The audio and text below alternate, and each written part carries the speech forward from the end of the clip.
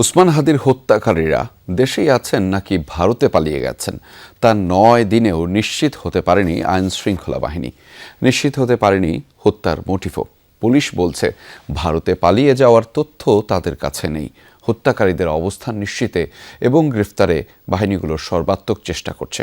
ঘটনার মাস্টারমাইন্ড হিসেবে নজরদারিতে আছে অনেকেই। বিজলি কেবলসের স্কিন কোটেড ইনসুলেশন আগুন প্রতিরোধী। বিজলি কেবলস, নিরাপদ আজীবন।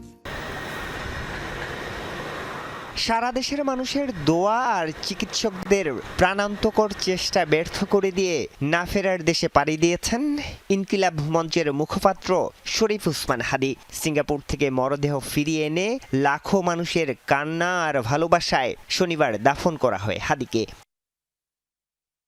এর মধ্যেই পেরিয়ে গেছে প্রকাশ্য দিবালোকে হাদিকে গুলির ঘটনার ৯ দিন।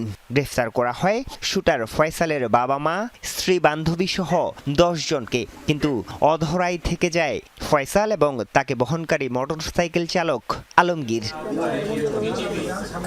এমন অবস্থায় রোববার বিকাল ৫:৩০টায় স্বরাষ্ট্র মন্ত্রণালয়ে এ সংবাদ সম্মেলনের আয়োজন। তবে ছিলেন না স্বরাষ্ট্র উপদেষ্টা। পুলিশের অতিরিক্ত মহাপরিদর্শক খন্দকার রফিকুল ইসলাম জানান, মূল হোতাদের গ্রেফতারে র্যাব, পুলিশ, বিজিবি সহ সব সংস্থাই সর্বাত্মক চেষ্টা করছে। শেষ অবস্থানটা সুনির্দিষ্টভাবে আমাদের কাছে এভাবে তথ্য নাই। আর আসামি বর্ডার পার হয়ে চলে গেছে কিনা এই বিষয়টা আমাদের কাছে সুনির্দিষ্ট তথ্য আমরা এখনো কনফার্ম হতে পারিনি যে সে হয়ে চলে গেছে। এটা একটা হতে পারে, এটা একটা অনেক সময় অপরাধীরা নানা ধরনের তথ্য দিয়ে, বিভ্রান্তিকর তথ্য দিয়ে নিজেদের অবস্থানটা গোপন করারও প্রয়াস চালাতে পারে, সেরকম একটা প্রচেষ্টা হতে পারে। হাদি হত্যার মামলাটির তদন্ত করছে ডিএমপির গোয়েন্দা পুলিশ। হত্যার মোটিভও জানতে পারেনি তারা। শুধু শাহিন চেয়ারম্যান না, আমি যেটা বললাম যে যাদের যাদের নাম আসতেছে আমরা এখনো অনেকে আমাদের নজরদারিতে আছে। আমরা তাদের ব্যাপারে তথ্যপত্র সংগ্রহ করতেছি। উনি একজন এত পপুলার একজন ব্যক্তিত্ব বা নেতা, তার এখানে কিভাবে আসলে এটা আমরা তদন্ত করতেছি।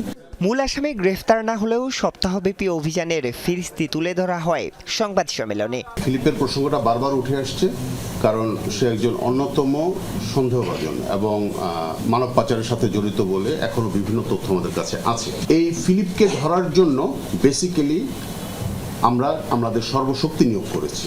সংবাদ সম্মেলনে জানানো হয়, হাদি হত্যাকাণ্ডের পর শুরু হওয়া অপারেশন ডেভিল হান্ট ফেজ 2-তে গ্রেফতার হয়েছে ৬৫১৮ জন। উদ্ধার করা হয়েছে ৫৬টি আগ্নেয়াস্ত্র।